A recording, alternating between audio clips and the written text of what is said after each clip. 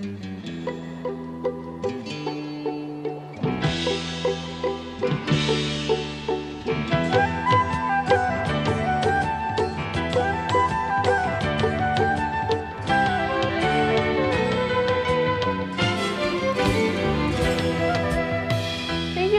us. In our multicultural world today, bilingual education is more important than ever. It increases communication and productivity and also enhances the quality of life for everyone concerned. Our guests today are Dr. Lourdes Rovira from NSU and Anel Martinez Villanueva, a teacher from Mexico. They will tell us more about the subject following these messages. The mission of the Life Extension Foundation is to support scientific research and to gather and disseminate information related to the delay and eventual elimination of disease, aging, and premature death. The foundation is careful to commit its research dollars to projects that are difficult or impossible to fund with government dollars, institutional grants, or through other funding sources. It is essential to make anti-aging research a priority today to prevent a healthcare catastrophe caused by aging baby boomers overwhelming our healthcare systems. Education is the first step. Education is what the nonprofit Life Extension Foundation has been doing for decades. Established over 37 years ago, the foundation has provided $200 million in funding to biomedical research projects across the country. With your help and support, we will achieve this goal.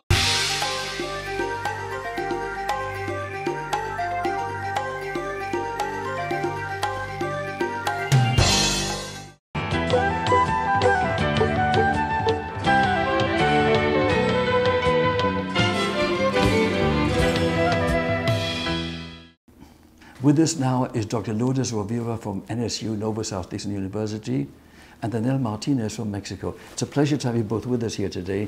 It's nice to meet you. Thank you for having us. An intellectual opportunity to talk about education.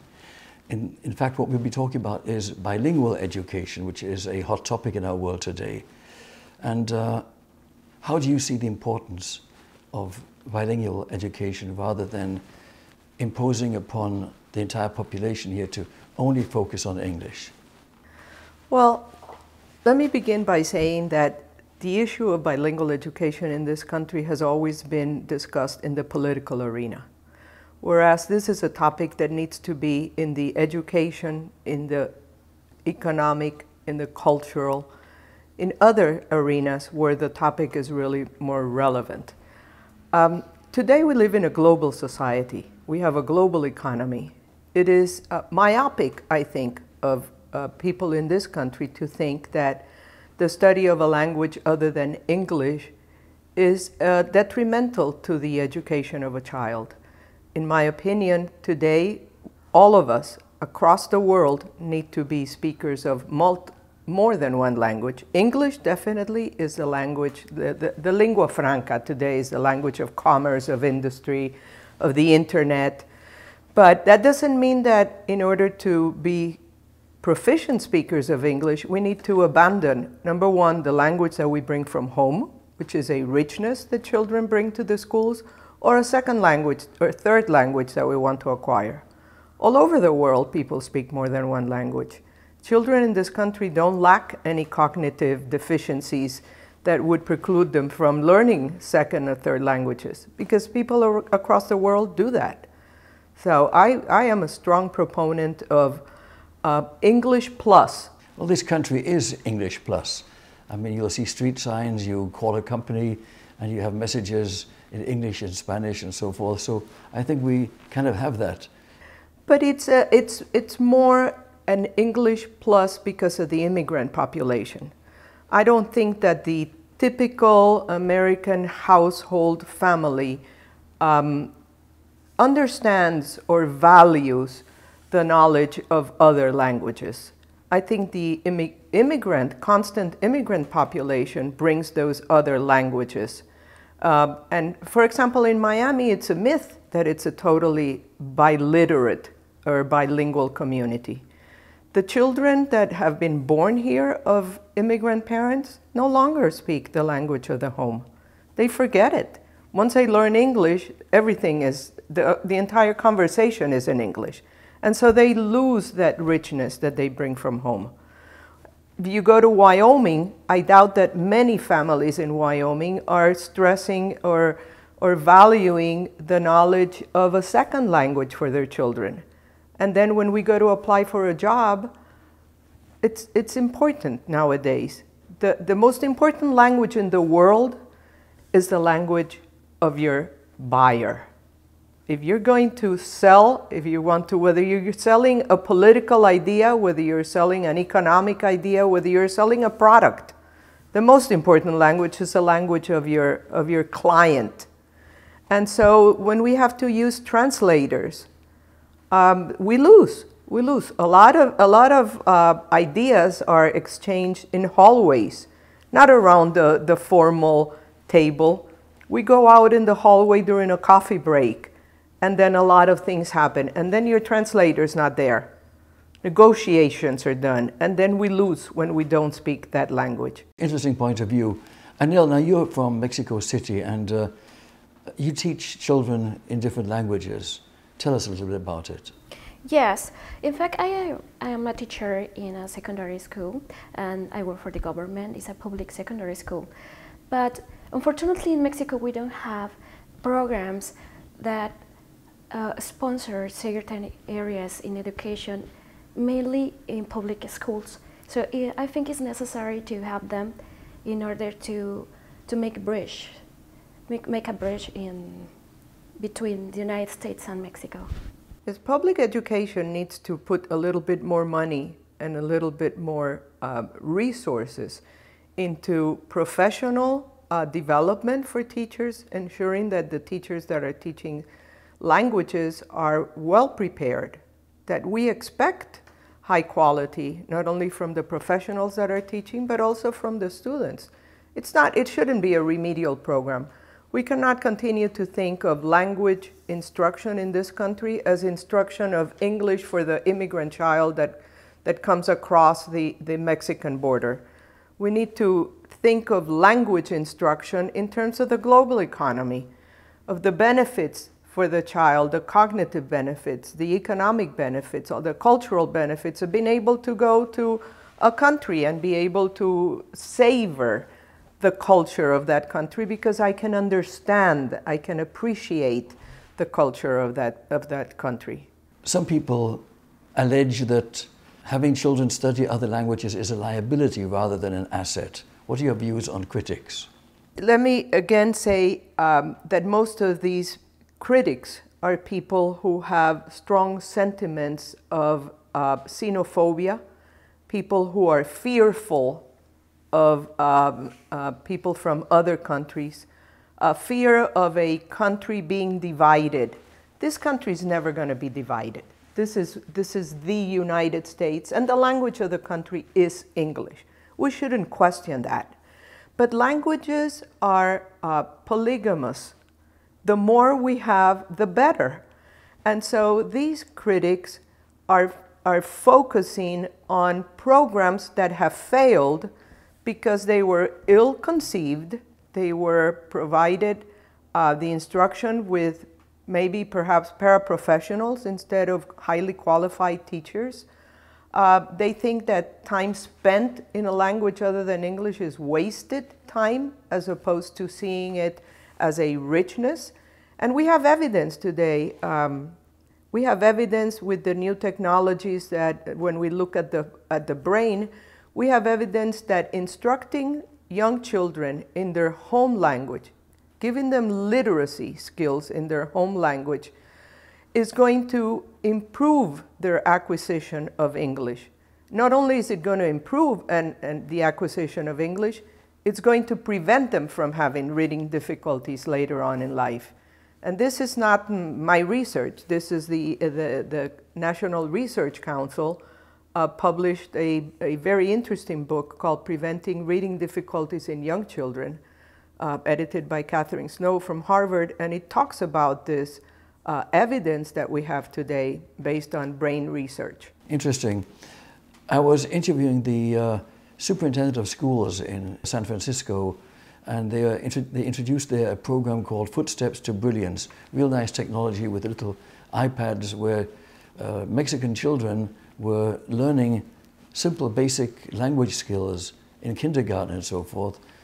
Footsteps to Brilliance. Are you familiar with this? And do schools in Mexico implement technology such as iPads, computers, and so forth? Well, unfortunately, in Mexico City, we don't have the resources, I mean, the economical resources to support public schools. We need more sponsors. But by the way, the government is trying to provide certain programs, but it's because of the quantity of the schools. So I think we need more support from other countries to help the students, to help the children the opportunity to develop their skills in English, because sometimes they don't have the English as a subject, or because they don't have the opportunity to go to an institute of languages. Lourdes, how does technology, in your opinion, affect education in your area of expertise? Oh my God, technology has invaded us in every single area. Technology today is the thing that is changing everything, medicine, education, all the fields. I think that technology is a means to an end. It's a tool that needs to be properly used by a professional teacher. I don't think that it can supplant a quality professional in front of a classroom. I think it can supplement and help students. Youngsters today need to be engaged in their educational process. We can no longer, when you and I went to school, a teacher stood in front of the classroom and we all listened and took notes. Children today don't have that patience. After a couple of minutes, they turn us off because they're used to that constant engagement of a tool in their hands. And so I think that technology can help us to engage the students in the learning process, but it definitely cannot be the sole source of the teaching and learning experience. Some people argue that technology actually is stupefying the public and people are losing skills rather than gaining new ones in many cases. What are your thoughts on that? Well, I think it's better to have a communication in a natural way, because sometimes we have certain phase with technology, but not exactly like the technology by itself. Is because of the content, the human contact with the students, the human contact with other people who speaks English too, or who speaks Spanish. I think the most important thing here is the interchange between people and the communication, and that can bring us more confidence and interpersonal skills, and we can communicate better. Going back to your comment, Richard, when we go out and we see a family of 4 in a restaurant, and you see them waiting for their meal, and each of the 4 individuals has a tool in their hands, and nobody's talking to each other. Those are the uses of technology that are not appropriate. Abuses. You know, we need to be that's an abuse of the technology. There's a time and a place for everything. And technology in many instances has become an entertainer, a babysitter for children. And adults are the ones that are the first that are answering messages or texting. And so the children are using some sort of a tool as opposed to conversing. And like she was saying, having that communication between children with adults, with the people around them. It's really interesting. It reminds me that when I was living in Israel, actually I'm from England originally, I emigrated to Israel as a kid, and then I remember that when general television appeared on the scene in Israel, until that moment people were very informal, very familiar. They'd visit each other without calling to say, "Hey John, are you home? I'm coming to visit." They would just visit. It was a very sociable situation. The moment TV appeared on the scene, and you'd visit a home and say, "Hey, I'm busy right now, I'm just watching Kojak or something." And the style, the atmosphere in social activity in Israel changed to the worse because of entertainment. So it seems like if you could just turn the lights off or turn the devices off at sometimes, perhaps you could encourage more communication and people might develop more meaningful relationships. Well, we see it when we have storms like Irma or Maria, when we lose power and we don't have the access to all of our technology tools, and then all of a sudden you meet your neighbor and you're outside, and then people have a barbecue in the neighborhood and you start meeting the people that are around you, that are living around you, because you have no access to that entertainment. If that happened in Israel with television, and that was true across the world, now with all the tools that we have, that children, you see them, they can't walk yet, and they're already using some technology. This is all a very interesting topic. I'd like us to continue, but we have to pause for these commercial messages. I'll be right back.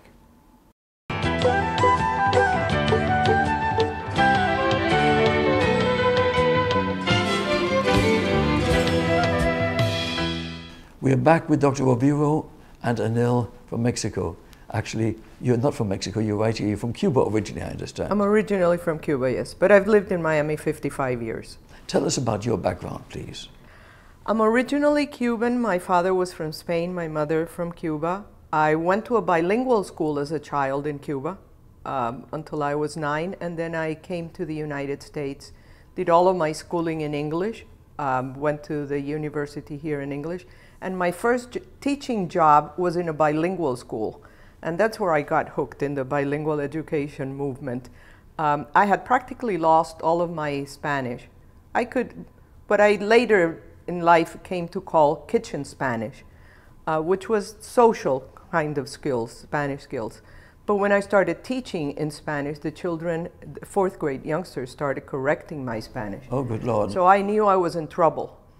So I had to go back and reappropriate myself of my home language, and that was a huge awakening of what had happened to me in my teenage years, and I committed to not letting that happen to other youngsters. So that's what got me into the bilingual field of making sure that there were opportunities not only for immigrant children, but for English-only students to learn a second language. I find it inconceivable, hard to believe, but I believe you, of course, that you came from Cuba, spoke fluent Spanish. You could appreciate poetry such as that of Federico Garcia Lorca, and then all of a sudden, because you're so focused in English, you kind of forget. That's interesting.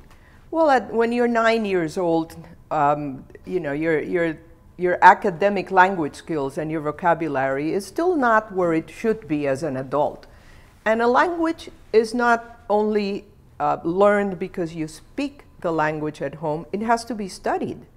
Children from American families speak English at home, yet they go to school and they all have 12 years of reading and 12 years of English and literature and all of that. So that was broken for me, that it was stopped, that formal instruction of the language ceased in 4th grade and never came back. And so I never had the opportunity to study Federico Garcia Lorca because I didn't take literature in Spanish in my high school years. I never had the opportunity to learn geography or content area in English in Spanish because I didn't study or use the language to study. So a lot of it was lost. Interesting. Anel, now you are an expert in your area. Tell us a little bit about what brings you to the United States, and you're going to Chicago to interview there with regard to bilingual teaching and the challenges facing that endeavor. Well, I think we are presenting certain challenges. The first one is the professionalization of teachers in Mexico. On the other hand, we have different programs, but they are restricted and limited by professors who are qualified or who have the background and the intercultural skills and that stuff. The point here is that we need sponsors in order to create more intercultural programs, not just for teachers. We have a lot of population in Mexico City, and we don't have any opportunities for students or to provide students with the experiences between American or other English-spoken countries, schools, and I think it could be a good opportunity to make bridges between Mexico and other English-spoken schools. Let me tell you, Anel, a program that I know of from the Spanish Ministry of Education in Spain. What they do is they try to encourage recently graduates from American universities, youngsters who are still not ready to commit to a full-time job. So they'll offer them a year in Spain with a salary, not huge salary, but enough that they can live, and they work with the English teacher. But the English teacher is somebody from Spain who will always have some accent and not as proficient as the American youngster. And so this American student goes and spends a year in Spain. They love it, like they would love to spend a year in Mexico, living in Mexico, and working in a school for a minimal compensation. And then they work with the teacher so that they provide the model of the accent, the model of the proficiency conversation. They interact a lot with the students because they're young. And so students always look up to people that are closer to their age than when they have a teacher as old as I am, for example. But you're young, and we're all young at heart here. We're all young at heart. And also, share with us, with our audience, how you see the challenges facing education in Mexico at this time. After the earthquake that we had, I think it's kind of difficult for students and teachers to get more opportunities to interchange the language with different countries, because, as I mentioned before, we need sponsors in order to have public education programs, bilingual programs, in order to have interchanges between Mexican students and foreign students, and have that cultural background, because it's part of it. It's part because the communication comes very natural in that aspect. Yeah, you want the teacher to be able to understand the culture of the youngsters that they're teaching. And so being bilingual in those settings definitely helps. It's challenging in public education because sometimes education is not part of the national agenda. And then every time we have a change in government, then the next person that comes will start undoing everything that the previous person did.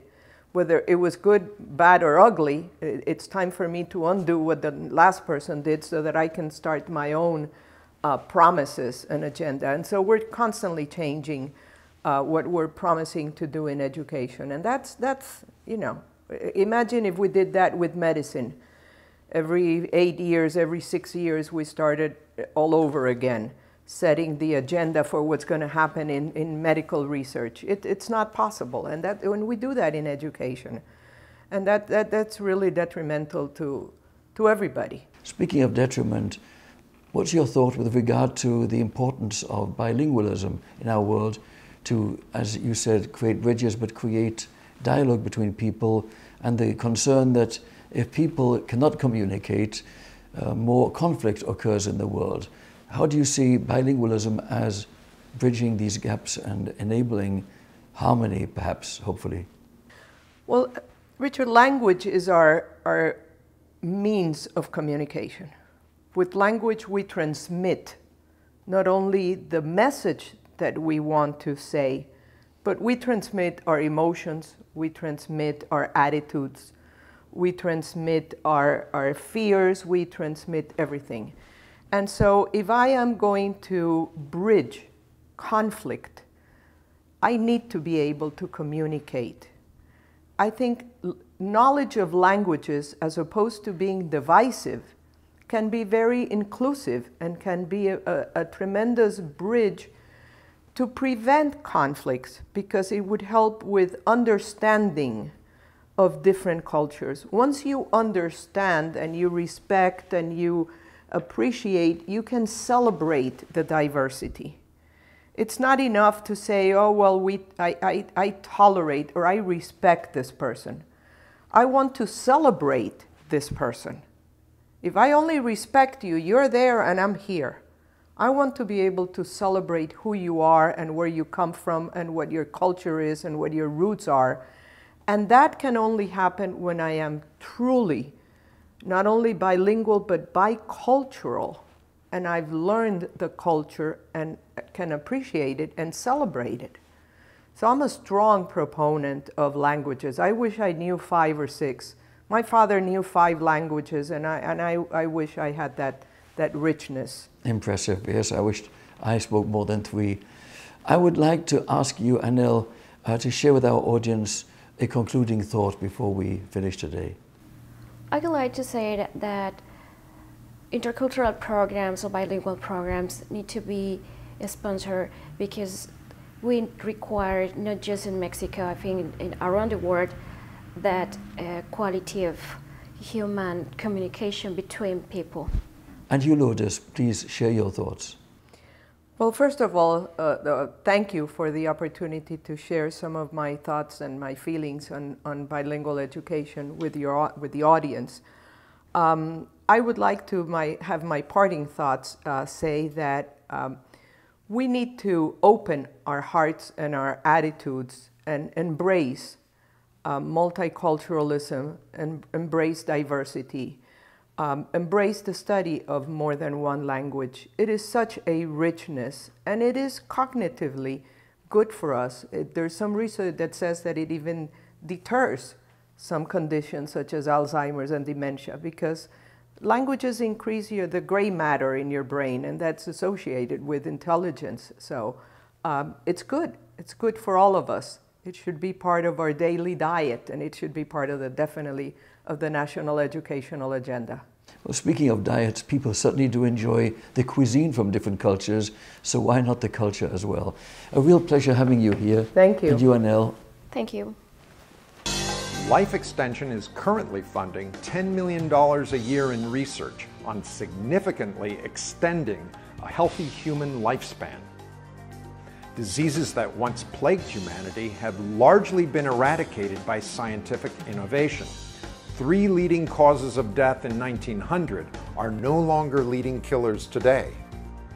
Smallpox killed millions before it was eliminated in 1979.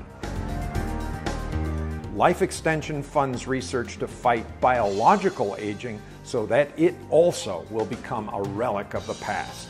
To learn more, log on to lifeextensionfoundation.org.